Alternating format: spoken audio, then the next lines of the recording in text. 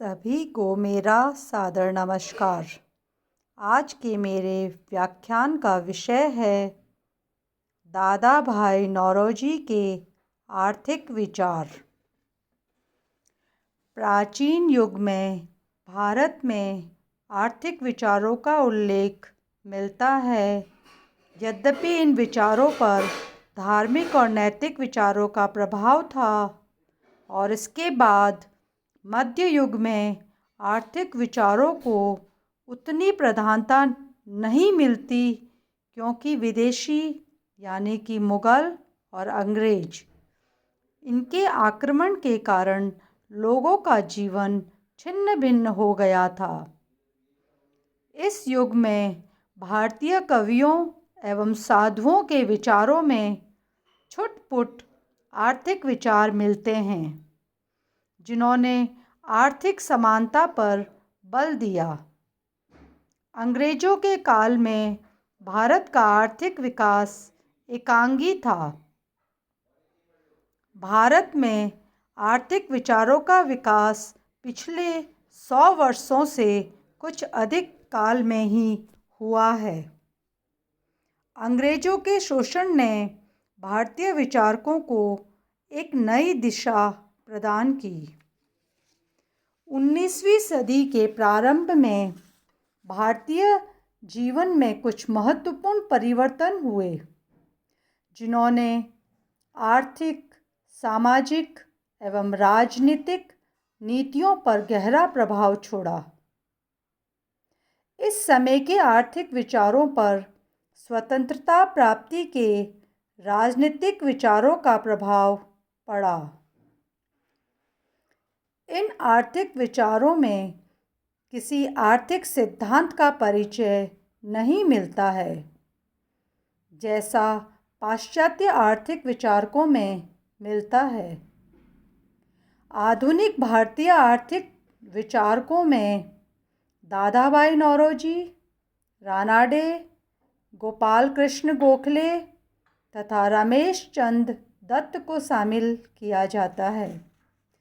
आज हम दादा भाई नौरोजी के आर्थिक विचारों का अध्ययन करेंगे। दादा भाई नौरोजी एक वकील के रूप में उन्होंने अपना जीवन प्रारंभ किया और देश की सामाजिक तथा आर्थिक दुर्दशा ने आपको बहुत प्रभावित किया और उन्होंने वकालत छोड़कर अपने जीवन को देश की सेवा एवं कल्याण के लिए समर्पित कर दिया था। सामाजिक सुधार के लिए उन्होंने जो महत्वपूर्ण योगदान दिया, उसके कारण ही उन्हें ग्रैंड ओल्ड मैन के नाम से जाना जाता है। वे एक ऐसे विचारक थे जिन्होंने भारतीय जनता के कल्याण की बात सोची थी। दादा भाई नौरोजी के आर्थिक विचारों के अंतर्गत हम उनकी पुस्तक जो है poverty and un British rule in India के अंतर्गत उनके आर्थिक विचारों को पाते हैं।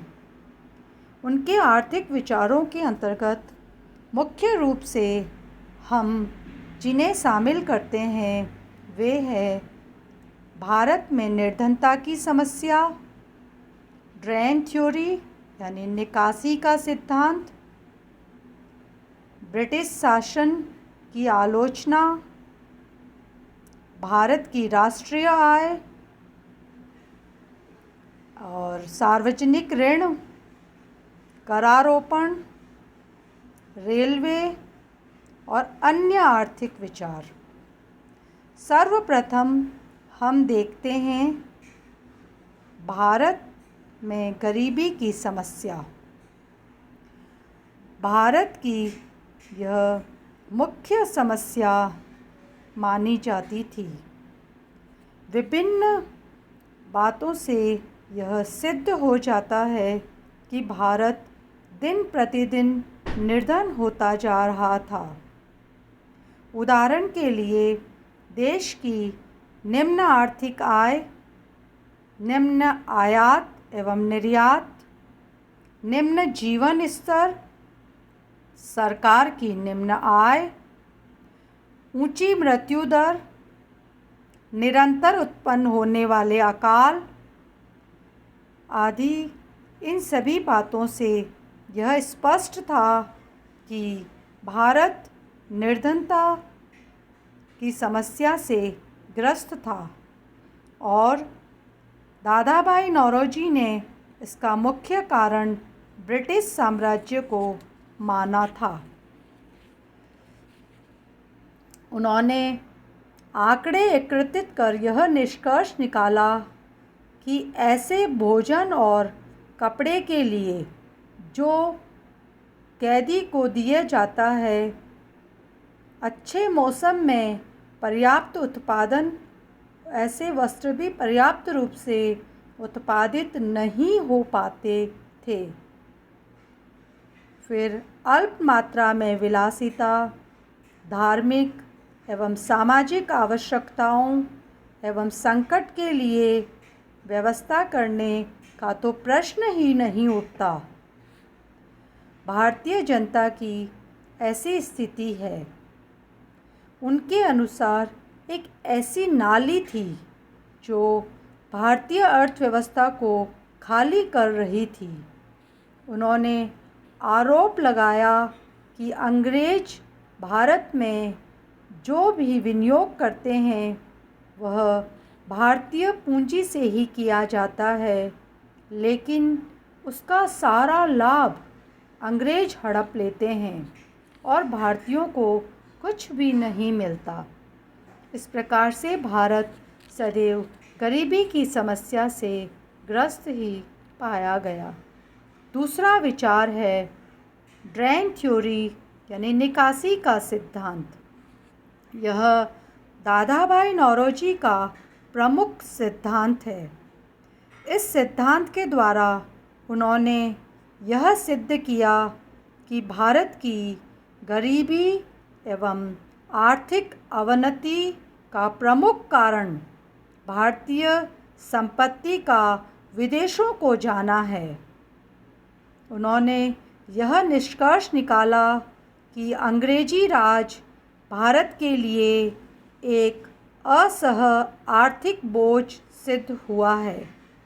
उन्होंने बताया कि यदि किसी देश की आय को उसी देश में व्यय कर दिया जाता है तो आर्थिक क्रियाएं सुचारू रूप से चलती है, लेकिन यदि उस आय को किसी अन्य देश में भेज दिया जाए तो वह आय में से एक स्थायी बहिर्गमन हो जाता है, जिसका देश के आर्थिक विकास पर प्रतिकूल प्रभाव पड़ता है।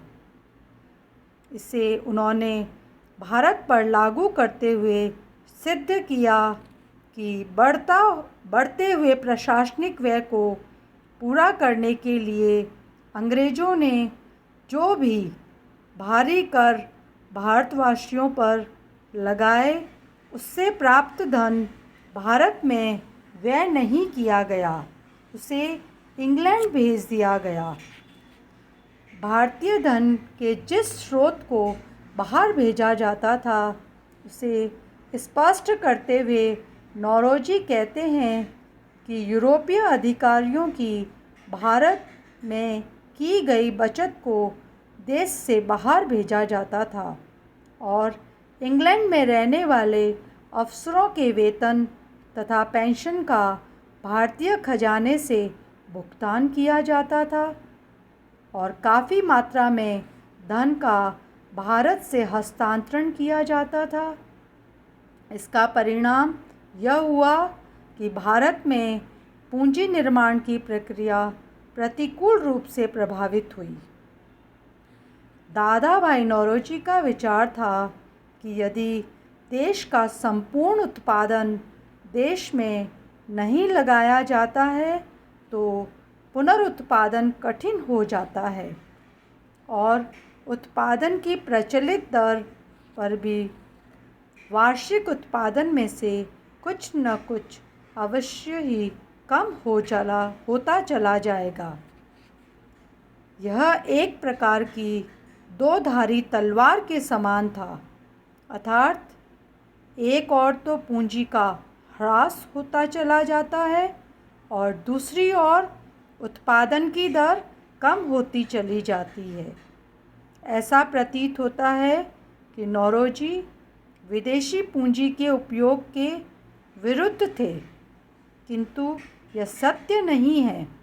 वे विदेशी पूंजी का उपयोग कुछ सीमा के अंतर्गत करना चाहते थे। नौरोजी ने ड्रेन थ्योरी के अंतर्गत यह बताया कि कितनी संख्या में भारत से निकासी हो रही है।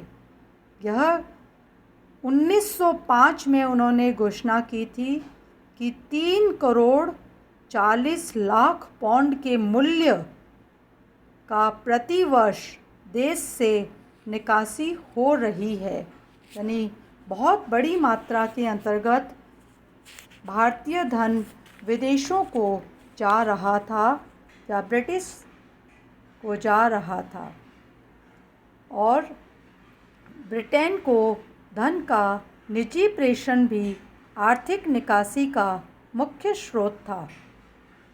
नौरोजी ने इस प्रेषण को 1 करोड़ पौंड प्रतिवर्ष बताया था और कुछ सुझाव भी दिए थे। तैयार वस्तुएं जैसे बिस्किट, बियर इत्यादि क्रय हेतु ब्रिटिश निर्मित वस्तुओं के भारत में ही क्रय हेतु, स्वयं के बाहर रह रहे परिवारों के भरण पोषण हेतु, विदेशों में निवेश के लिए व्यक्तिगत बचतों को उपयोग करना चाहिए।